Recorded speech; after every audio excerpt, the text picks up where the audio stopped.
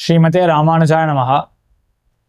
பட்டினி பெருமாள் என்று எம்பெருமானார் காலத்திலே ஒருத்தர் இருந்தார். இவர் பெயரில் இருந்தே இவருடைய வைராகியத்தை அறிந்து கொள்ளலாம். பட்டினி அப்படின்னு பெயரிலேயே வைத்து கொண்டிருந்தார். அடிக்கடி பட்டினி இருப்பார். அவ்வளவு விரக்தர். உணவெல்லாம் தேவை கிடையாது. இந்த உடல் சுகம்லாம் அவருக்கு தேவை கிடையாது.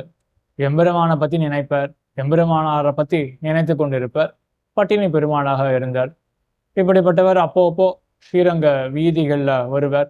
எம்பெருமானாருடைய திருக்கண்ணோக்குக்கு இவர் இலக்காகும் பொழுது அப்போ எம்பெருமானார் என்ன பண்ணுவார் அப்படின்னா, பட்டினி பெருமாளை எப்படி இருக்கீர், சௌக்கியமா அப்படின்னு கேட்பார் இந்த பட்டினி பெருமாளை பார்த்து.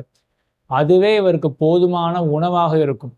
ஒரே சந்தோஷத்தோட எம்பெருமானாரால குடிர நோக்க பெற்றேனே அப்படின்ற அந்த எண்ணத்தோட அவர் ஏகாந்தமான ஒரு ஸ்தலத்துல, திருமுடிக்குறை எம்பெருமான் பெரிய பெருமானுடைய திருமுடி வாரத்துல இருக்கக்கூடிய ஒரு ஏகாந்தமான ஸ்தலம், அங்க போய் தியானத்துல இருப்பார். என்ன தியானிச்சுட்டு இருப்பார்? பெரிய பெருமானுடைய வடிவழக தியானிச்சுட்டு இருப்பார். அதே போல எம்பெருமானாரால விஷயீகரிக்கப்பட்டேனே, அவரால் அனுகிரகம் செய்யப்பட்டேனே அப்படின்ற அந்த சரித்திரத்தை நினைத்து கொண்டு அவர் பட்டினியோடவே பொழுத போக்கின்றிருப்பார். உடல் சுகத்துல எல்லாம் நாடாமல் பரம விரக்தராக எழுந்தருளி இருக்கிற ஒரு தருணத்துல அந்த ஏகாந்தமான ஸ்தலத்துல 4 திருடர்கள் வந்தார்கள். அவர்கள் அங்க இருக்கக்கூடிய ஏதோ ஒரு அகத்தே ஏதோ ஒன்று அங்க கொள்ளையடிக்கிறதுக்காக வந்தார்கள். அவர்கள் அந்த கூட்டத்துல ஒருவன் கொள்ளையடித்து முடித்த பிறகு கிளம்பும் பொழுது என்ன பண்ணான் அப்படின்னா, பட்டினி பெருமாள் ஒரு ஏகாந்தமான இடத்துல ஓரமா இருக்கக்கூடியதை பார்த்துட்டான் அவன். அப்போ அந்த கூட்டத்துக்கு சொல்றான், இங்க ஒரு ஆள் இருந்தார் அப்படின்னு, இவர் நாளைக்கு எங்கேயாவது சாட்சி சொல்லிட போறார் அப்படின்னு அந்த கூட்டத்துல இருக்கக்கூடிய ஒருத்தன் சொல்ல, அப்போ அந்த கூட்டத்தில் இருக்கக்கூடிய மற்றொருவன் சொல்றான், என்ன சொல்றான் அப்படின்னா, இவர் இருந்தும் இல்லாததுக்கு தான் சமம். மரம் செடி கொடி இதெல்லாம் எப்போ சாட்சி சொல்லுமோ அப்போதான் இவரும் சொல்லுவார் அப்படின்னு சொல்லிட்டு அந்த கூட்டமானது கலைந்து போயிடுத்து. அந்த கலர் கூட்டம் போயிடுது. இந்த சரித்திரமானது எப்படியோ எம்பெருமானாருக்கு எட்ட, அவர் திருச்செவிக்கு எட்ட எம்பெருமானாருக்கு ஒரே சந்தோஷம், ஒரே உகப்பு. ஓ, இப்படி நடந்து கொண்டாரா அப்படின்னு. இவர் நடந்து கொள்ளல, பட்டினி பெருமாள் சும்மா தேமேன்னு இருக்கார். இந்த சரித்திரத்தை கேட்டு எம்பெருமானாருக்கு ஒரே உகப்பு. என்ன உகப்புன்னா, ஒரு கள்ளர் கூட்டம், அது உண்டியே உடைய அப்படின்னு இருக்கக்கூடிய அந்த கள்ளர் கூட்டம், திருட்டு கூட்டம், அதுக்கு கூட என்ன தெரிஞ்சிருக்கு அப்படின்னா, இந்த பட்டினி பெருமாளானவர் இந்த லோக விஷயத்துல பரம விரக்தர் அப்படின்னு ஞானிகளுக்கு தெரியறது இருக்கட்டும், கள்ளர் கூட்டத்துக்கே தெரிஞ்சிருக்கு அப்படின்னா அவருடைய வைராக்கியம் எத்தகையதாக இருக்கணும் அப்படின்னு எம்பெருமானாருக்கு ரொம்ப ஆசை. அதே போல மற்றொரு விஷயமும் இங்க நம்ம தெரிந்து கொள்ளலாம். என்னன்னா, அந்த கள்ளர் கூட்டம் இவரை ஏசித்தா, இவர் ஒரு அச்சேதனத்தை போல தானே, இவர் இருந்தும் இல்லாததுக்கு சமம் அப்படின்னு, இதெல்லாம் கடுமையான சொற்கள். இந்த கடுமையான சொற்கள் அந்த தாழ்ந்தவன் வாயில வந்ததை என்றால் ஸ்ரீவைஷ்ணவனுக்கு ஒரு பெரிய பகுமானம் அப்படின்றது இந்த சரித்திரத்திலேருந்து தெரியறது. நம்ம பார்த்தே பல பேர் என்ன பண்ணுவா, ஸ்ரீவைஷ்ணவாவை பார்த்து நம்ம திருநாமம் திட்டுன்னு இருக்கோம், அந்த திருநாமமே குறியாக சில பேர் ஹேளனம் பண்றார்கள், கிண்டல் பண்றார்கள் அப்படின்னு எடுத்துக்கொள்வோமே. இதுவே ஒரு பகுமானம் என்றே கொள்ளலாம். ஏன்னா அவனும் கூட அந்த தாழ்ந்தவன், அவனே நம்மளை என்ன பண்றான், நீ வேற நான் வேற அப்படின்னு நம்மளை ஒதுக்கி வைக்கிறான் இல்லையா. அப்ப நமக்கு எப்பேற்பட்ட ஒரு சர்டிபிகேட் பகுமானம் இதெல்லாம். அந்த தாழ்ந்தவன் நம்மளை ஒதுக்கி வைக்கிறது அப்ப என்ன காட்டுறது, நம்ம சரியான பாதையில போறோம் அப்படின்றத காட்டுறது அப்படின்றதும் இந்த சரித்திரத்திலிருந்து கொள்ளலாம். இதை எம்பெருமானாருடைய ஒரு சிஷ்யரான பட்டினி பெருமாள், அந்த எம்பெருமானாருடைய ஆச்சாரியர்கள் 5 ஆச்சாரியர்கள், அதுல 2 ஆச்சாரியர்களுடைய சரித்திரம் மேல இந்த வார்த்தைகள்ல சொல்லப்படுறது.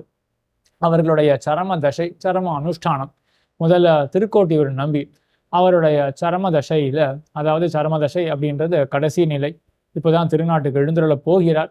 அந்த நிலையில திருக்கோட்டியூர் நம்பியுடைய சிஷ்யர்கள் திருக்கோட்டியூர் நம்பி திருவுள்ளத்துல என்ன ஓடுகிறது அப்படின்றத தெரிந்து கொள்வதற்காக, ஆச்சாரியரே தேவர் திருவுள்ளத்துல இப்போ என்ன ஓடின்னு இருக்கு அப்படின்னு கேட்டார்கள். அதாவது கடைசி காலத்துல என்ன நினைக்கிறார் அப்படின்றது ஒரு பெருத்த விஷயம் இல்லையா, அதை கேட்டு தெரிஞ்சுக்க முற்பட்டார்கள். அப்பொழுது திருக்கோட்டியூர் நம்பி சாதித்தது, ஒரு பக்ஷியானது பெருமாள் திருவுள்ளத்தை புண்படிட்டு அப்படின்றது தான் என்னுடைய உள்ளத்துல ஓடின்னு இருக்கு அப்படின்னு சாதிச்சார்.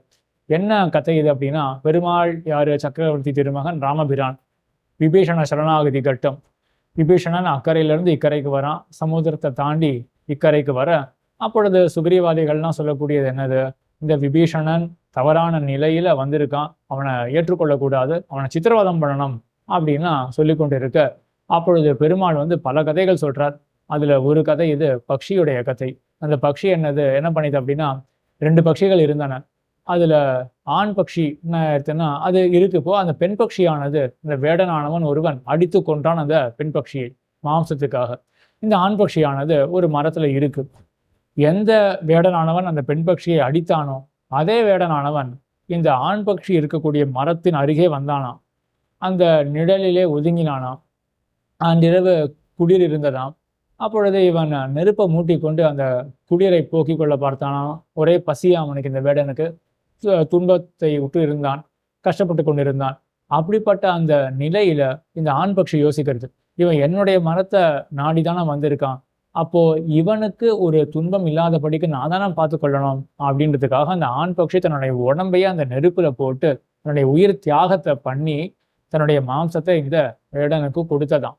இதை பெருமாள் சொல்றாரு. இப்போ விபீஷணன் வந்தான், விபீஷணஸ்து தர்மாத்மா நத்து ராட்சச சேட்டிதா அப்படின்னு ஹனுமான் போற்றக்கூடிய விபீஷணன் அவன் வந்திருக்கான், அவனை விட்டுடுவோம். உண்மையா பார்த்தோமே என்றால் ராவணன் வர வேண்டும், தாயாரை அபகரித்த ராவணன் வர வேண்டும். அவன் என்னுடைய பவனத்துக்கு வந்தானே என்றால் அப்பொழுது நான் அவனை ரட்சிக்க வேண்டும். அதுதான் இந்த பக்ஷியுடைய சரித்திரத்திலிருந்து தெரியறது. விபீஷணனை கூட ரட்சிக்க விட மாட்டேங்கிறீங்களே அப்படின்னு பெருமாள் வருத்தப்பட்டார். அந்த சரித்திரத்தை தான் திருக்கோட்டியூர் நம்பி ஞாபகம் வைத்துக் கொள்கிறேன் அப்படின்னு தன்னுடைய தர்ம தசையில சொன்னாராம். அப்ப என்ன தாத்பரியம், இப்படி சர்வேஸ்வரன் எம்பெருமான் சரணாகதர்களை எப்படியாவது ரட்சிக்க வேணும் அப்படின்ற எண்ணம் கொண்டிருக்கும் பொழுது நமக்கு என்ன கவலை அப்படின்றது திருக்கோட்டியூர் நம்பியுடைய சரித்திரத்திலிருந்து தெரியறது. இதே மாதிரிதான் பெரிய நம்பியுடைய சரித்திரத்துல பெரிய நம்பி அதே போல ஆழ்வான் இருவரும் அந்த கிருமிகண்ட சோழனுடைய சபைக்கு எழுந்தருளினார்கள் அப்படின்றத நாம் அனைவரும் அறிவோம். அந்த சபைக்கு போன பிறகு அந்த சோழன் என்ன பண்ணான், 2 பேருடைய கண்ணையும் பிடுங்கிட்டான். ஆழ்வான் தாமே தன்னுடைய கண்ணை பிடுங்கி கொண்டாள். அப்படி பிடுங்கி கொண்ட ஆழ்வான் அவருடைய திருநட்சத்திரமானது குறைந்திருக்கிறபடினால அந்த வலியை தாங்கி கொள்ள முடிஞ்சது பூரத்தாழ்வானால. ஆனா பெரிய நம்பிக்கு திருநட்சத்திரம் முதிர்ந்திருக்கிறபடினால அந்த வலியை தாங்கி கொள்ள முடியல.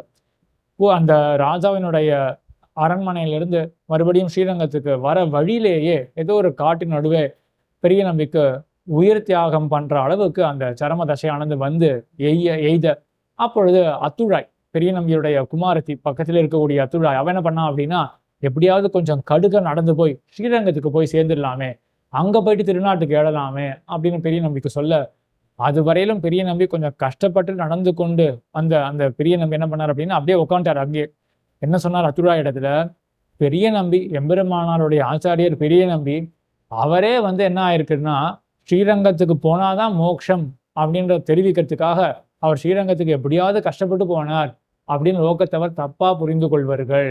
அது ரொம்ப தப்பான எண்ணம்.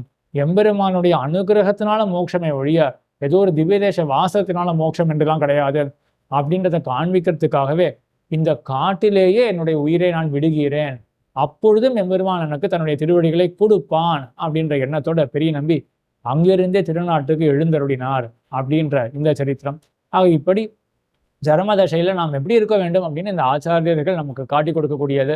அந்த தசை என்ன, எல்லா தசைகளும் எப்படி இருக்க வேண்டும் அப்படின்னா, எம்பெருமான் திருவடிகளே தஞ்சம், அவன் ரட்சிப்பான் அப்படின்ற எண்ணத்தோட இருக்க வேண்டும் என்றுதான். ஆழ்வார் திருவடிகளே சரணம், எம்பெருமானார் திருவடிகளே சரணம், ஜீயர் திருவடிகளே சரணம்.